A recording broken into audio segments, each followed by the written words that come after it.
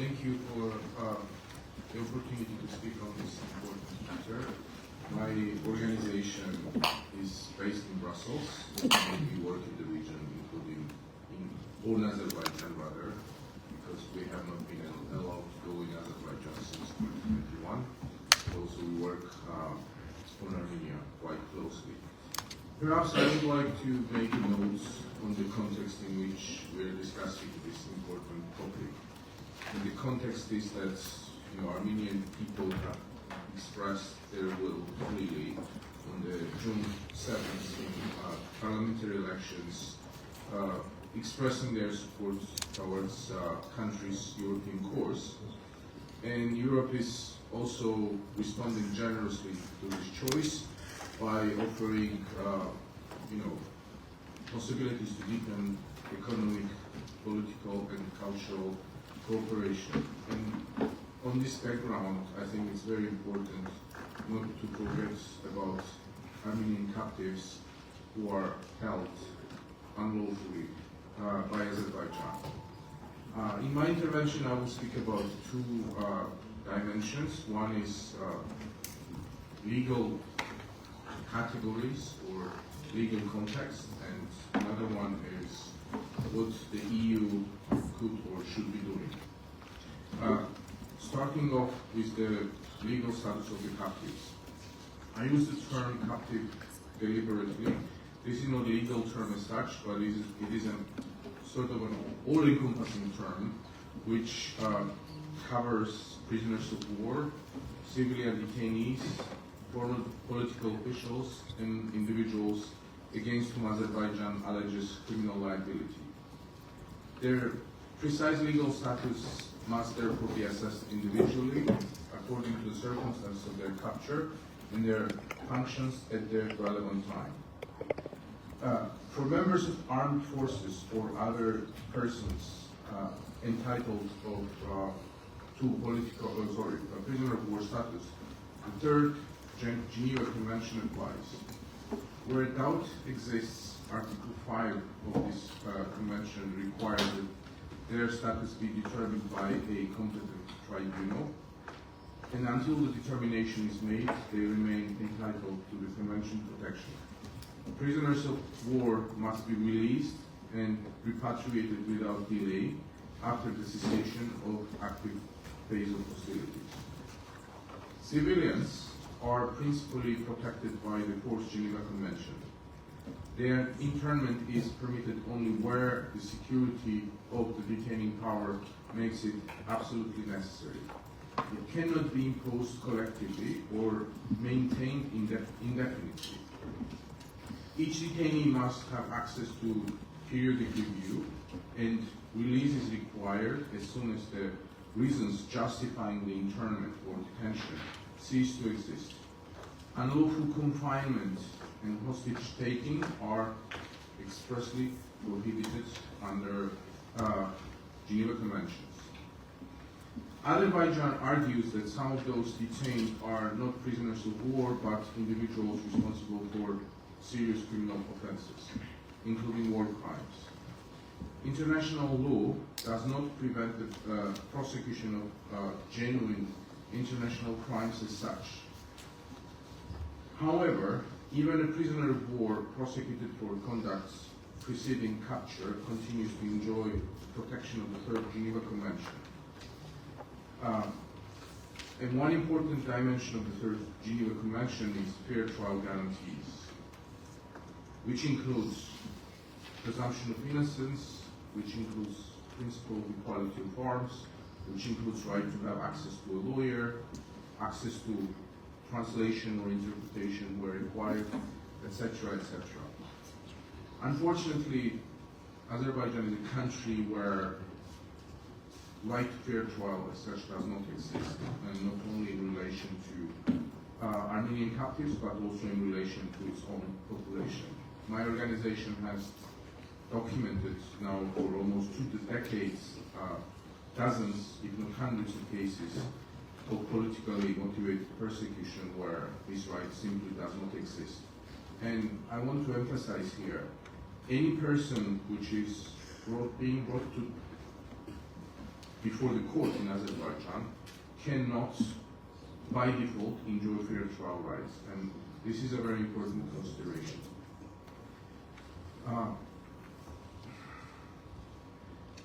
There is also an unfulfilled political commitment. Paragraph 8 of the November 2020 trilateral statement expressly provides for the exchange of prisoners of war, hostages, and other detained persons.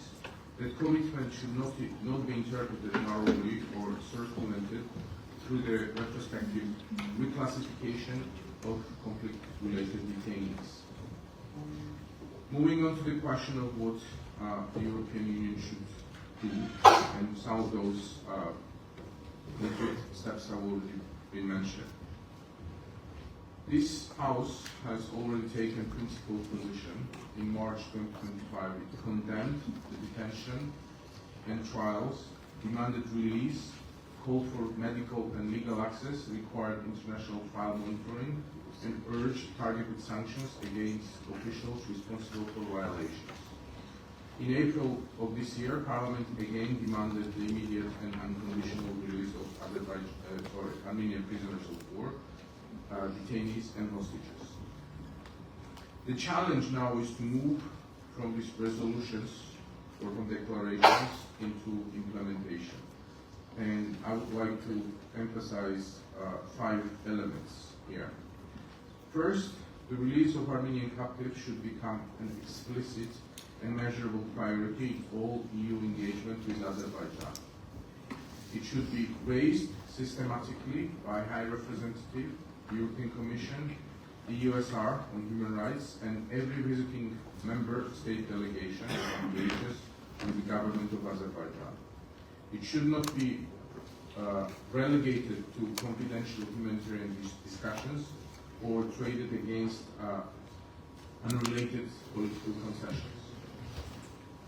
Second, pending release, the EU should demand an immediate package of safeguards, which, among others, should include unrestricted access for independent humanitarian organizations, regular family communication, independent medical examination, confidential access to lawyers, access to the complete case files in a language understood by the defendants, publication of judgments or other decisions undertaken by the courts, and meaningful access to EU diplomats, international observers, and independent media to all proceedings. Third, the EU should establish a clear escalation mechanism. Azerbaijan should be given specific benchmarks and timeframes. Failure to meet them should affect the level of political engagement. A negotiation on future bilateral agreements or arrangements and access to the benefits of closer EU cooperation. The EU-Azerbaijan partnership priorities themselves identify respect for human rights, democracy, and the rule of law as foundations of partnerships. Conditionality would therefore not introduce a new political demand. It would enforce commitments that are already accepted by both sides. Fourth, where credible evidence identifies officials responsible for torture, arbitrary detention, or serious abuses of judicial authority, the EU Council should consider targeted measures under EU global human rights sanctions regime, as it has already been called by this House. The framework expressly covers torture and arbitrary arrest or detention, and permits travel bans and asset freezes against responsible individuals and entities. Such measures should be evidence-based, of course, and targeted and linked to clearly defined remedial steps. Finally, the EU should present release not as a concession by Azerbaijan to Armenia, but as an investment in peace. The release of prisoners in January demonstrated that political decision can produce results. Completing the process would remove a major source of grievance, create confidence between the societies, and give practical meaning to the language of reconciliation. Peace cannot be sustainable while people captured in connection with the conflict remain imprisoned through proceedings that lack any credibility. The release of Armenian captives is not a reward for Armenia. It is an obligation arising from international humanitarian law, international human rights, and commitments made by the parties themselves. The European Union has sufficient diplomatic, political, and economic leverage to make a difference. The question is whether it is prepared to use this leverage consistently. Thank you.